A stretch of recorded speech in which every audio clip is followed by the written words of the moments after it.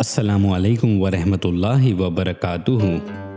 حضرت ابو بکر شبلی رحمۃ اللہ علیہ ایک مرتبہ ایک غلہ فروش کی دکان سے ایک غلے کی بوری خرید کر لائے، اور جب اس بوری کو گھر لے کر آئے اور اس میں سے غلہ نکالنے لگے تو آپ کی نظر ایک چونٹی پر پڑی جو اس بوری کے ساتھ ہی آ گئی تھی۔ حضرت ابو بکر شبلی رحمۃ اللہ علیہ نے جب اس چونٹی کو دیکھا تو آپ کا دل بے قرار ہو گیا، اور یہ خیال دل میں آیا کہ میری وجہ سے یہ چونٹی اپنے گھر سے دربدر ہو گئی۔ آپ نے اس چونٹی کو احتیاط سے پکڑا اور غلہ فروش کی دکان پر لے جا کر چھوڑ دیا۔ جب چونٹی اپنے بل میں چلی گئی تو آپ رحمۃ اللہ علیہ کے دل کی بے قراری قرار میں بدل گئی۔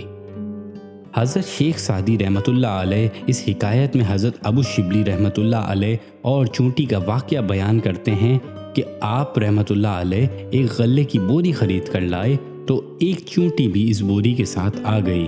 آپ رحمۃ اللہ علیہ اس چونٹی کے بے گھر ہونے کی وجہ سے بے قرار ہو گئے اور پھر اس چونٹی کو لے جا کر اس غلے والی دکان پر چھوڑ آئے۔